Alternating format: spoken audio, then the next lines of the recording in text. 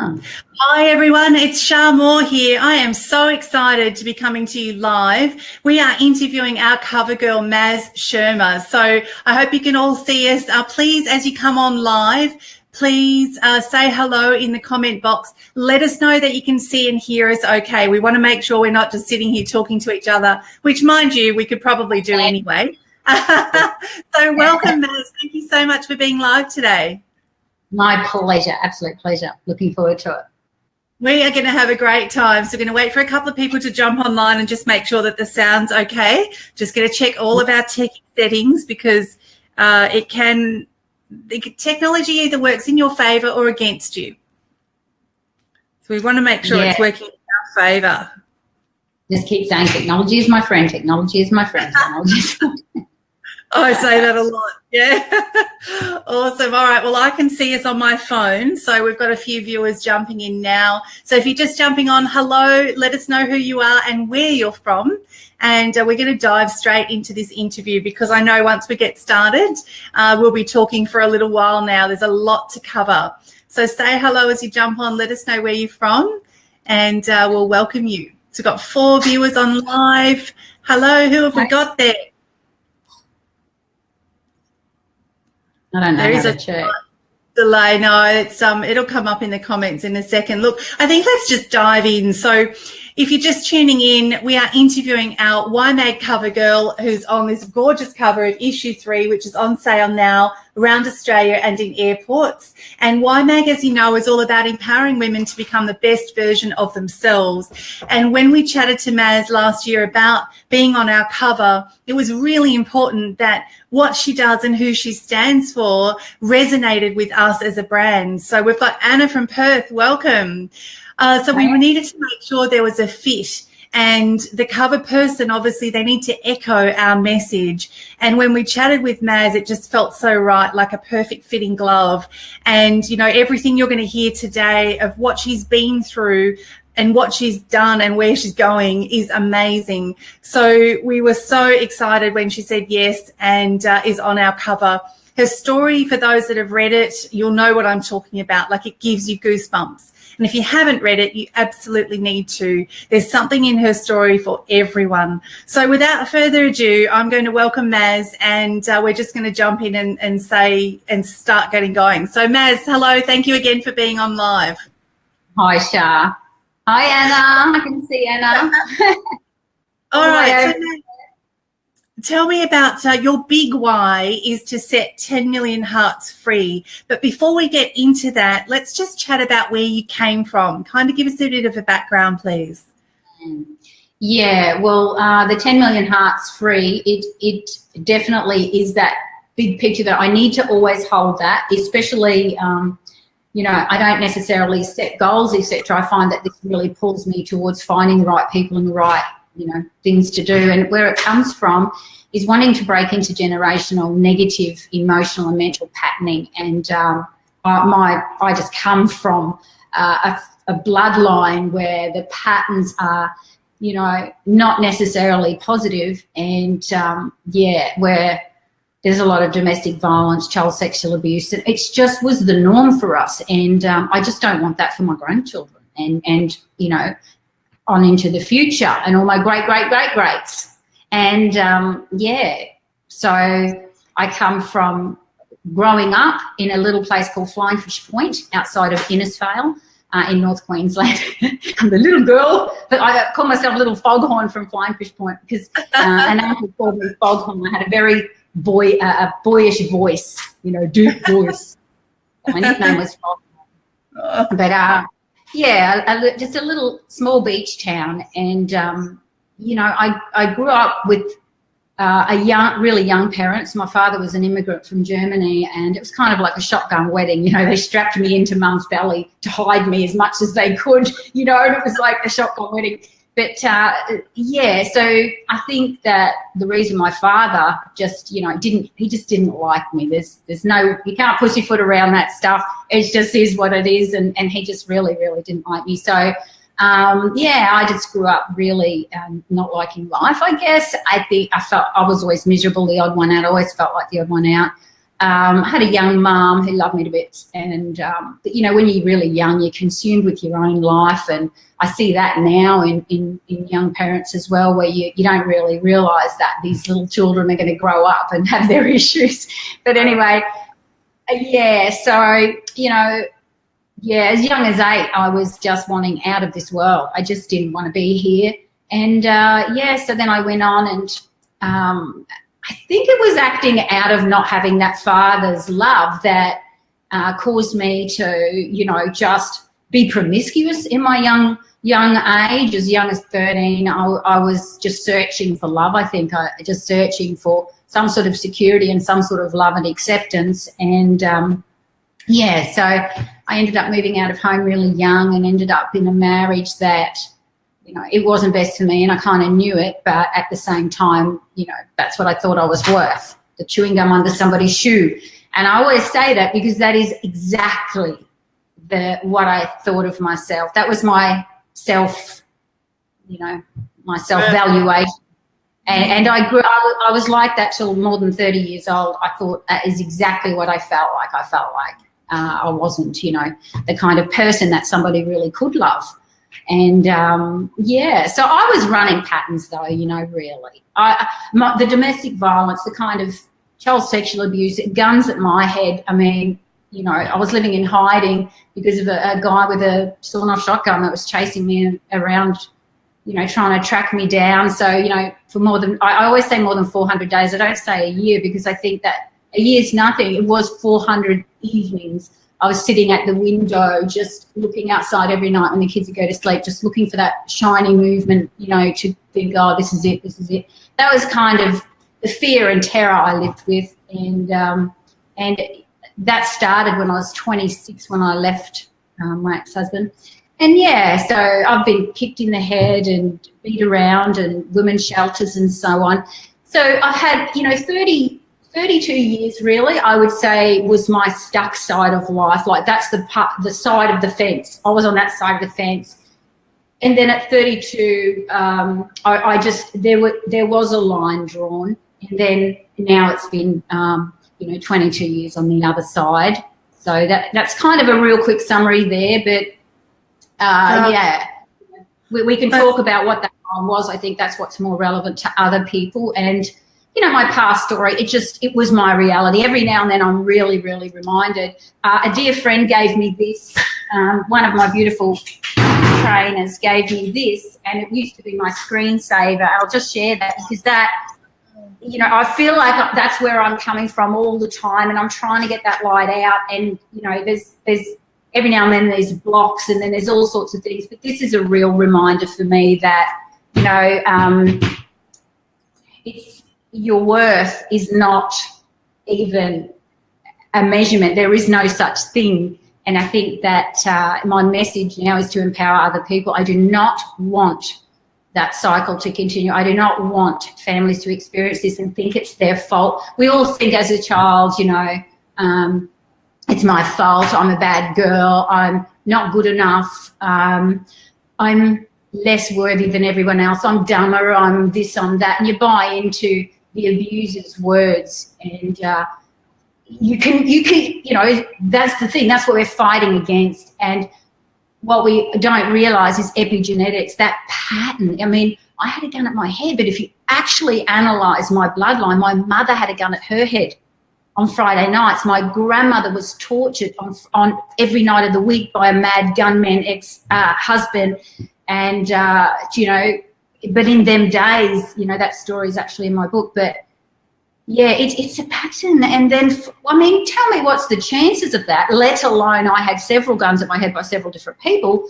So that attraction thing and what we're destined for, and that's my whole message, that, you know, we are the symptom, we're the wearer now of the pattern, and we're the one who can break that cycle. But if we don't, we are the wearer, and that's that. And just understanding what that means and how you can change your life. And, you know, yeah, science really backs up everything that I say about this. And that's my ultimate message, is to link all these, you know, dots that people are not really linking, to realise how we can do something about this, you know. So I live and breathe to do that. So 10 million women, absolutely, definitely. I don't know. Oh my gosh, Maz, look, there's just so many things you've just said that we could just really delve deep into. And I guess, look, if anyone's got a particular question for Maz, you're online, we've got about 20 or so live. If you've got a question, now's the time to ask it, because we're going to be stopping every so often and answering questions. So, you know, you mentioned before about, you know, living in hiding and then having a gun at your head, and it's a pattern, and it's something that, when you look back, it was happening to your mum and your grandmother. So therefore there was something in you that was, I guess, attracting it to a degree. But you also mentioned as well about, you know, the self-worth and value you placed on yourself. So many women, I'm sure on this call as well, face that. We often compare and we often judge ourselves. What do you think is something that they can do? What's some advice that maybe you did that you think could help the listeners today? Look, obviously, I believe you've got to go really fairly deep to break a cycle, but as in just a simple strategy, I really love the $20. I just always see that. I think, well, a $20, even if it's crumpled up, jumped on, spat on, it's still $20. If you find it in a gutter, you can always wash it off, and it's still the exact same value. And I think remembering that is really important, to remember your value.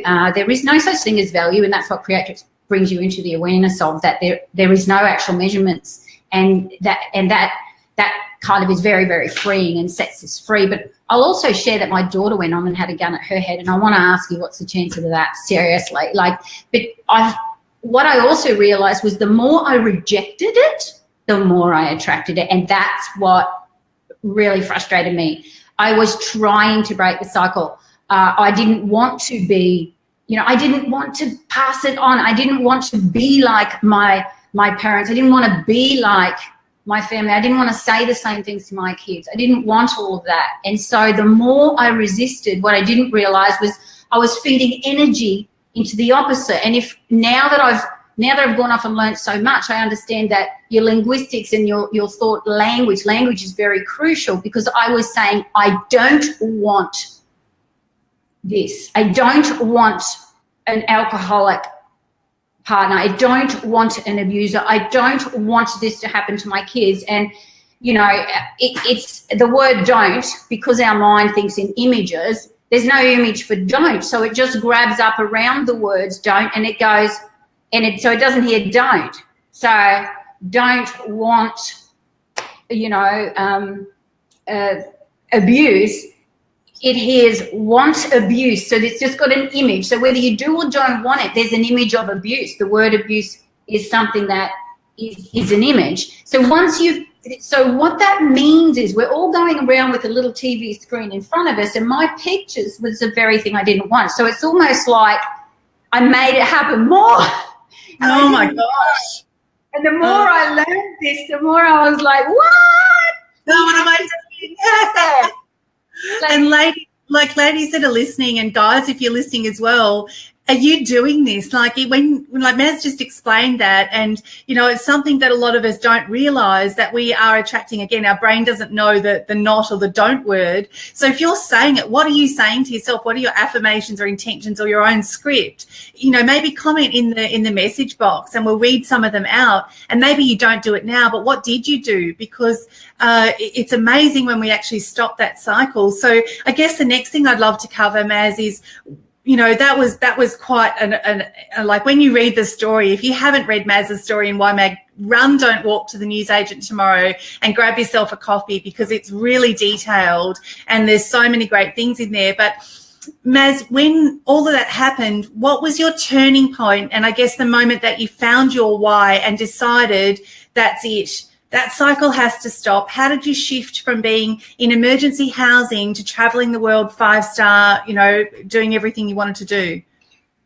Well, there's been several. And I think the absolute biggest wake-up call that broke that pattern, honestly, there was a fence went up like that, and I couldn't get back over there. And I was, I was free of attracting that. But it's all well and good to just say affirmations and stuff, but really it's such a in the leaves kind of way of dealing with it when we need to go into the root structure, right down to the level through emotions, through beliefs, as low down, as deep down at that epigenetical meaning level.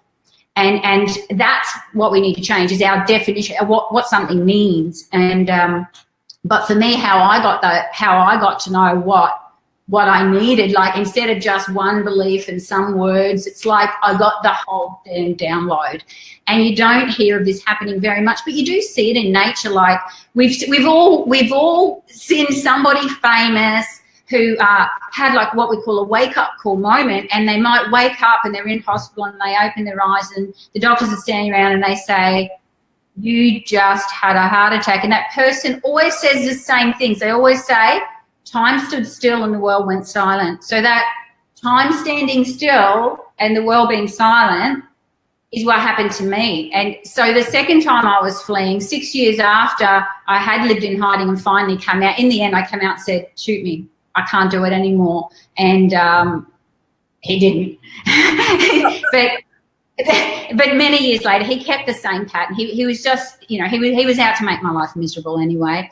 But many years later, and a whole bunch of what do you call them, domestic violence orders, they were called back then, but I don't know what they're called now, family, whatever, where you try to get an interim order placed so that they can't come near you. So 6 years later, they said to me, well, you can't have more than that, so we can't protect you anymore. Why? You're not even dead, so you keep saying this is happening, sort of thing. And I'm like freaking, I'm going, you don't get it. So they gave me one last thing, and they said the last thing we're going to do is put you on a relocation program and set you up in another town in emergency housing and get you out, because something had just happened with him again. And, it was many years later and I realised, wow. So I did have to uproot and take all my family and choose a new town and relocate. That was it. And it turns out it was a really good thing, the best thing that ever really happened to me, I think. Otherwise I'd still be there. But being forced to not get support sometimes is a good thing, because sometimes we can have that entitlement. I really had like an entitlement, like give me more, give me more, give me more. How can you help me? You help me. But this was being left without that and being told, we're going to relocate you. You're going to go to an emergency house. We've got these couple of towns with a spare house. Pick one. And I was like in Innisfail. So I picked Mackay. I'm thinking, right, well, my ex, he's an alcoholic. So, I mean, by the time he sobers up, he would be, he would probably turn around and go home. So I picked a town at 8 to 9 hours drive. I picked Mackay, actually, and relocated there. And, and when I was driving, I was in my old little Nimbus, it's called. I don't know if you know them, but they're really little six, little Japanese cars. The only one that could fit all my kids and my dog and everything. And we were in this little Nimbus and driving, and anyway, it was really unstable car. It was really untrustworthy, but we made it halfway. So I pulled up, back in them days, the old phone box, none of this mobile phone. So I pulled up at the phone box to get inside this phone box. So I parked the car right up to the phone box door and left the lights on and the kids and the dog, aimed at this phone box. And I went in to just ring my mum, and the kids are just playing and jumping all over the place. They didn't even know. Didn't notice much. And I went into this phone box, and all I remember is waking up on the floor of the phone box, and I just was kind of looked up over the headlights and through the windscreen, and the world was still and it was silent, and I could just see all the kids jumping and playing, and it was like slow motion, the dog, the kids. And in that moment, I don't know whether it was 1 second, 10 seconds, a minute, 10 minutes, no idea to this day, but in that time, it was like, this is the reflecting back at you of the choices you've made, and you are the only one responsible. And I looked at them, and I remember making a commitment like I'd never made before, and it was, I am responsible for you, and here you are with your life at risk, and I made those choices. I'm going to take responsibility for this, and I am going to break this cycle. That's it. And then I kind of came to, and everything had happened, and I'd had my first actual grand mal epileptic seizure in this phone box. I didn't have epilepsy, right? But I'll tell you what, Shah, before I left, I remember saying every day while I was packing and stuff, and I was saying, I'm just going to black out my past, I'm going to black out my past, I'm going to start again, start fresh, start fresh. So it was a wake-up call. Like, a lot of people who have had epileptic seizures probably have never noticed this. And it wasn't for many, many years later that someone said, but what was it? It's not even in my book. Like, it's not even in my book, that moment, because it was like, oh, well, I just did all this stuff that changed my life. But no, it was, this whole thing changed to, that was filtering into, and that was the fuel that made me do the stuff, you know? And when you have a wake-up call like that, you never go back, because the whole world, your whole perspective shifts on its axis. And that's actually what happened. So that moment, and I will say, it did not just get better at that moment, it got worse. But temporarily, I remember, you know, in that emergency house, they don't have floor coverings, they don't have fans, it was hot. It was really like, my first thing was going to be to get some floor covering, some good old lino from the, you know, the $2 shop used to have them on a roll, and that was, I remember that being my goal, and I wrote down, you know, how many meters I'd need, and I was going to do this for myself, and I got this job offer, and it fell through, and I remember just curled up in the floor. I dropped the kids off at school for this new job, and I went home, and I just curled up in a ball and went, can't do it. But then it happened. It's, you know, I then went for jobs and they weren't any good. And then finally I got a direct selling opportunity, and I'm like, oh, yeah, right, like that's going to work. Like, I tell you what, I'm even that desperate, I'll do that thing. But I tell you what, I'm going to quit in a month and then I'll go get a real job. I'll just say I even did that. But as it turns out, that thing had personal development. It fed my soul. I mean, it was makeup. It was hilarious. It'd take me like 90 minutes to put my face on. And then because I'd cry and have to wash it off and do it, I didn't wear makeup.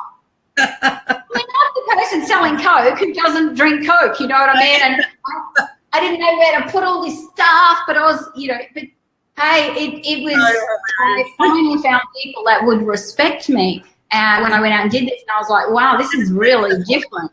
Isn't it? And that's what we all need, is that circle of people around us that can lift us up. So Anna's got a question here. She said, do you think there is an age time in our children's life that breaking that pattern is more important, so not to pass this on to our children? She can see patterns in her daughter that seem to be repeating from her early years. Yeah, I get that, Anna. Seriously, I get that, because there's, I would love one day that Creatrix, my mind process that is the same as a wake-up call kind of moment, but created on purpose. I would like that one day to be available for children, and I've already, you know, I've come up with certain models that I need to get out into the world. But and pregnant women, like, well, before they're pregnant, teens. I mean, I want, you know, babies to have, just get this clean out. But what about all of us who, you know, our children are grown up? Well, what I've actually noticed, for example, I remember doing a breakthrough with Creatrix on a woman who, she had 3 children at the time, and one of them was, he's about 8 or 9 at the time, and from the neck down, he was paralysed, but he had a very smart, intelligent boy, and, you know, a good sized boy as well. And she had these 2 other children. She had no support, and she had to get this bigger child. She had this little baby and another one, and she came to me so desperate, and she said, look, I don't know what to do. And anyway, she had the breakthrough, and I can tell you story after story exactly the same as this. She went home, and we had not worked on that boy, and one of the things that happened every night was he used to scream and scream and scream, trying to escape his body. Every night she put him to bed. He didn't want to be, you know, he didn't want to be in that body, and you know, whatever it was made him do it. He used to scream every night, and she said, I want to throw him out the window. And, you know, you could imagine, I mean, we can't imagine how that would be. But for her, it was, you know, but what blew our minds was the night she finished her breakthrough, she put him to bed, and he didn't scream. He just looked at her really inquisitively, and he didn't do it. And I've had breastfeeding mums exactly the same. They say, the baby squirms and hates me. It won't even look at me, and it just pulls away, and I've got to try and force feed it. And that same night, it just looks at her, and that peace is there. So I cannot explain it. I don't claim to know how that works. I just know that we've seen it over and over again where the children change when the mother lets go of her patterning. I don't know how it transfers. I mean, I'd love a lot more research to be done, but something definitely happens. So, and I would say, you know, by being a role model, that's definitely something. And I know I've got 4 children, and, you know, my oldest 2 are are more like the older me. They were smaller growing up before I turned my life around. So the younger two went on, and they're the uni kids, and it's a whole different, you can see and feel it. It's different. So, but look, and you're the role model. So it's all about role modeling, I think, in a way, with children and things like that. And I would love to, my not-for-profit called Rise Above It we'll be launching next year programs to give kids quick little techniques, because, what they can do, because we're all messed up from our childhood, things that happened in our childhood. If it's going to happen, we're all messed up from something that happened before we're 21, right? And how those things end up happening to us is one thing. But what I would really like to do is help our little fellas, our little kids, who, even if daddy might be bashing mummy up, or we don't know, or mummy might be accepting suppressive behaviours at home. So what's the chance of this child having a healthy self-esteem? So I want to go in there, and I would really love to teach children to manage and claim that from a very, very early preschool age. I've already got all the techniques. I know what I want to do. If little children and preschool teachers could teach these kids that, so let's say they go home and something's happening to mummy or something, they've got tools to do on themselves. Emotional and mental well-being and intelligence is really, really important to me. And that's, I believe, how, those 10 million hearts are not all going to be with Creatrix and Innovatrix. They're going to be all sorts of ways. And even just through this, and if somebody just changes a behaviour, it's not easy, when you're using willpower. So that's why I've had to create other things. But, it's just time. And I know that what I've done is link some things that, about gender and well, not gender, it's actual sex, because you're either born with the uterus or without. So that's not saying, I don't want to categorise anybody claiming identifying as particular genders, and I don't want to, everybody's a human being, but your biology actually matters when it comes to epigenetics. So if you were born with a uterus, all the cells needed to support the whole system that runs the uterus is within every cell, or you've got the other structure with the other bits in it. And so I believe that we need to educate understanding the biology of each other so that we can have better relationships. Like, women are out there doing, personal development, but not all of it's really serving them because it's made by men, and how that disrupts the equilibrium of the way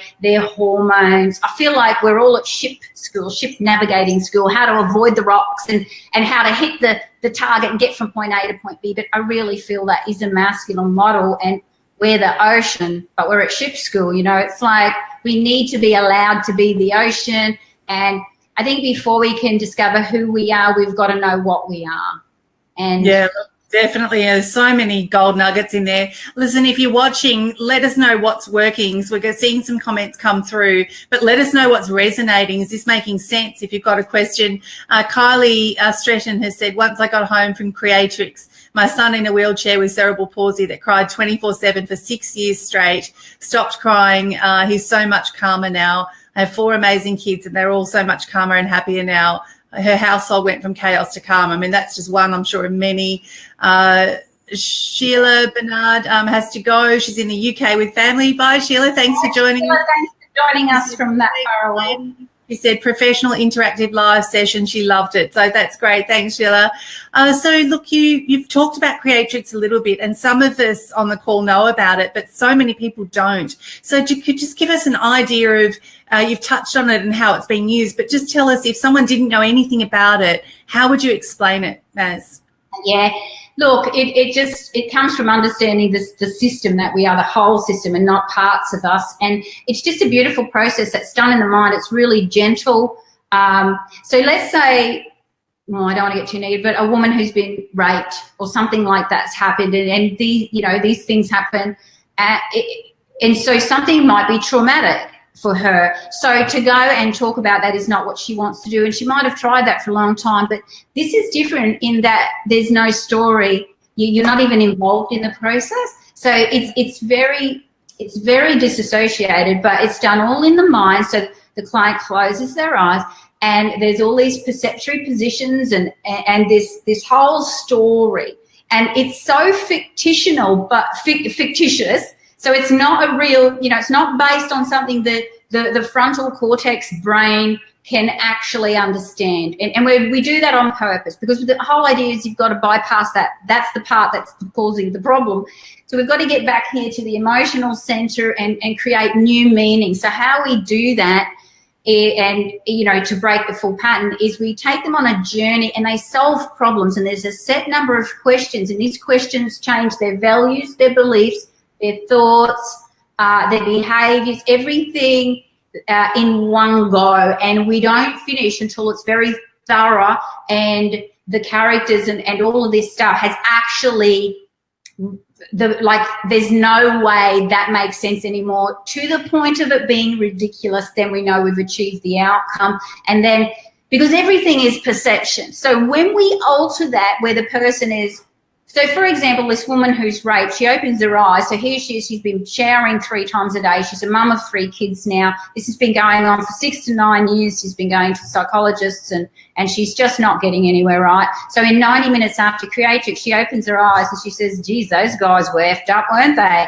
Like, she has fully released the problem from it being her problem. She's like, oh, I was just in the way. If it wasn't me, it's going to be someone else. So there's no attachment to her that this problem. So it's like we're resolving unresolved traumas that have been passed down the line, and that's what we're actually doing. But we're not solving the problem in this current person's reality. To do that means the problem must regenerate. So if you understand the full science of epigenetics, you would understand, just like you can't change your crooked nose if that runs in your family, you by working on this current person, you're not breaking the cycle. So the storyline, I created it based on the science of epigenetics, knowing, okay, well, if we've got evidence now of 14 generations deep where they trigger a negative association to a positive thing, like the cow with a yummy food or flour, and they electrocute it at the time it smells the flour. 14 generations later, inexplicably, these calves actually have a fear of this flour, and it never existed, 14 generations back. So based on that truth, that's science, and they know that, I created this program to consider, well, if it happens for 14 generations, why wouldn't it happen from the beginning of when everything began? Like, why wouldn't it? So we don't know where something started. So I had to create something that considered that and factored all of that in, and I did. And, it was all a hypothesis at first. And I started to do it myself. This is after I learned many other modalities, realised, okay, they're falling short on that. That's because women come back in 18 months and they're not finished, because I took clients. And I was like, something's missing in this whole industry. What is it? It's something.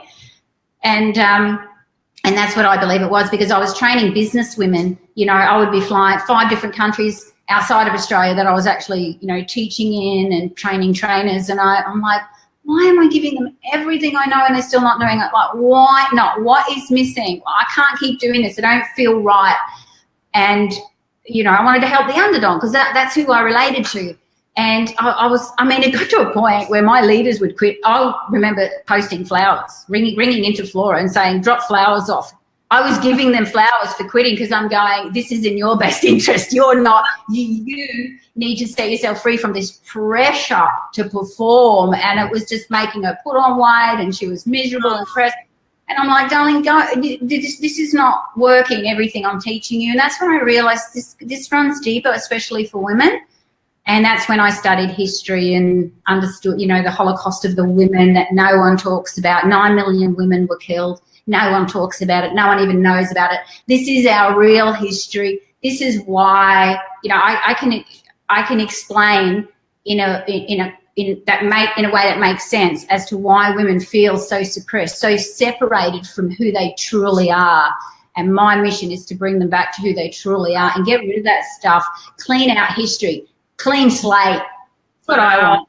Like an Etch a Oh, Maz, it just, and again, I've chatted with you and I know a bit about it. I've obviously read the story and been part of that, but just hearing you talk about it and your passion and your conviction, I think it's something that it's so powerful, and hearing results from people, not only on the call, but people I've met that have gone through your program and are now transformologists themselves. Like it's just amazing the work you're doing. So we talked at the start about your goal to set 10 million hearts free. That's a huge mission. Tell us now how you're planning on doing that. Like why is it so important to you, and how are you going to go about that? It's huge.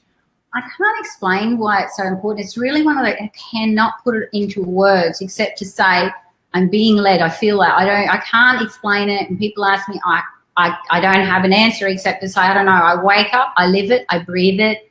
It feels like it's who I am. It's what I am here to do. I can't explain it. All I know is my legacy, that I will max out my potential. I will self-actualize in my lifetime to be able to make that impact. I don't want just a footprint in sand. I want a footprint in that runs truly deep on this planet, that leaves something that ripples out into eternity and was positive. So I'm all about the win-win-win. So how I'm going to achieve that is I need to find trainers. It's no good just going and doing one-to-one. I need trainers that will train the people to do the one-to-ones. And that's how we will do it really fast. We're in 7 countries already. I've re-engineered it now for men. We're out there, but the problem is really where it's at the moment.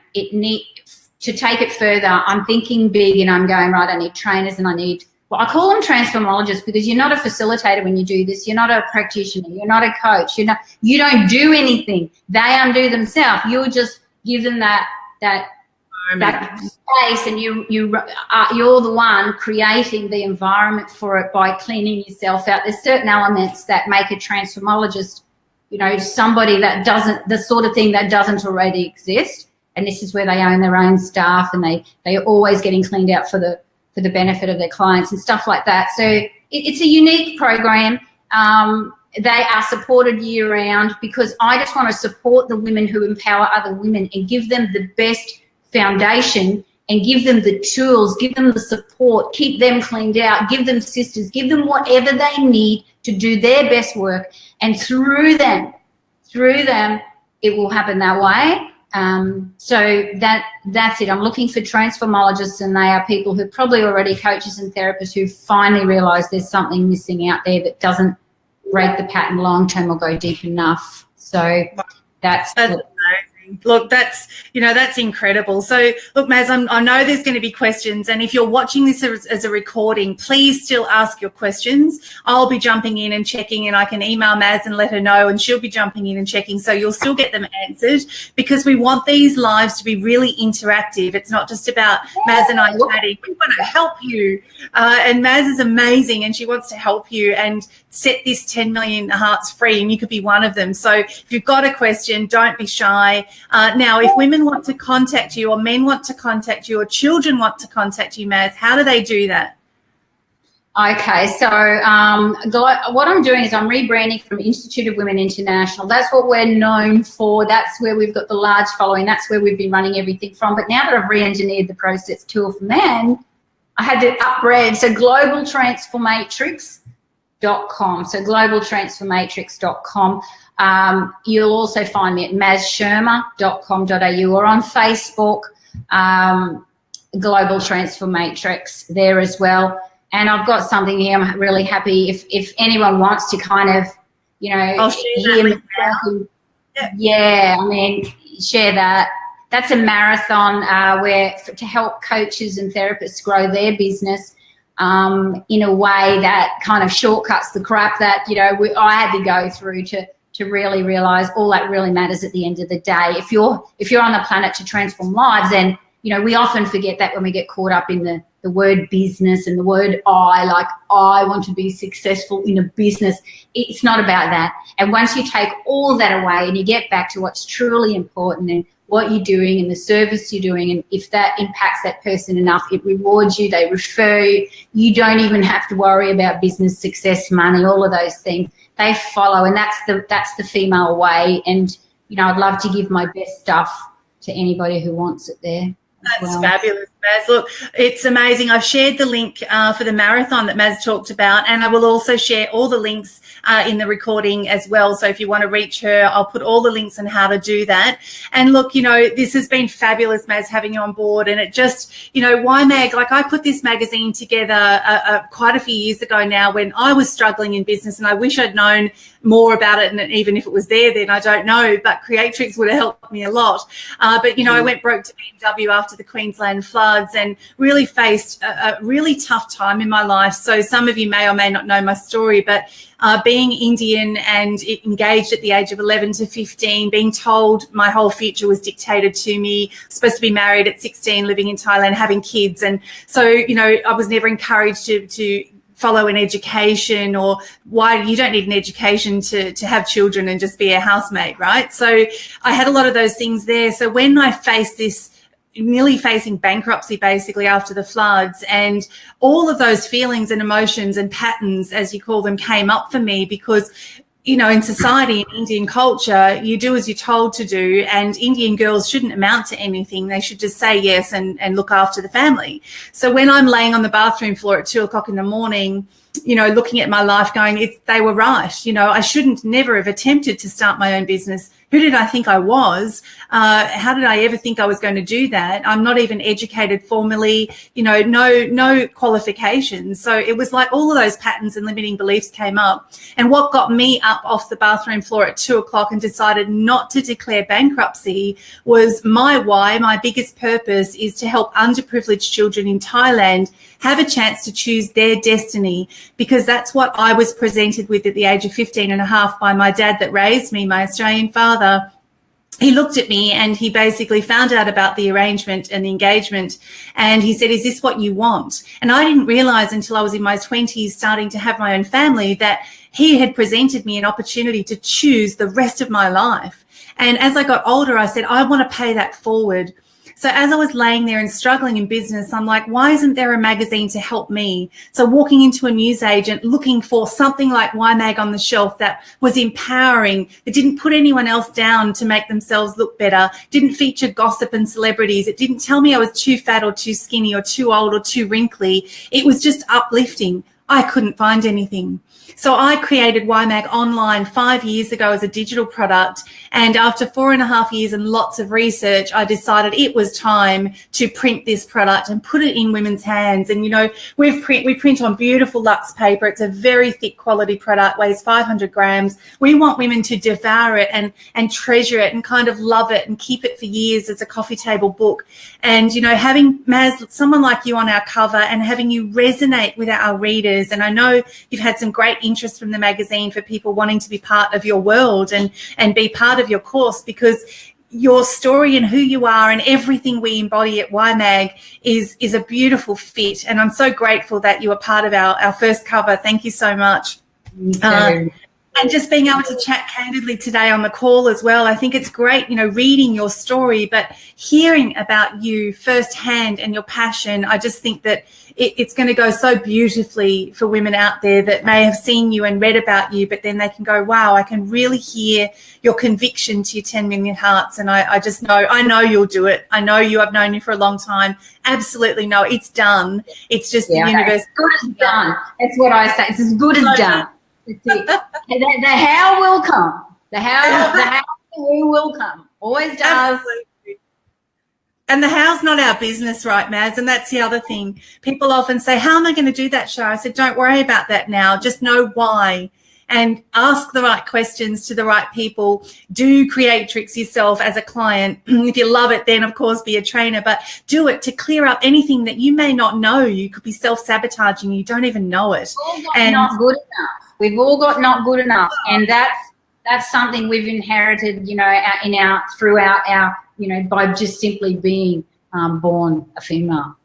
Definitely, exactly. And we don't know that. And often we get frustrated because we use the C word. We compare. We should never compare. Don't compare yourself to me. Don't compare yourself to Maz. Be the best version of yourself. It's on our YMag cover because that is exactly what you want. We want you to be the best version of you right here, right now.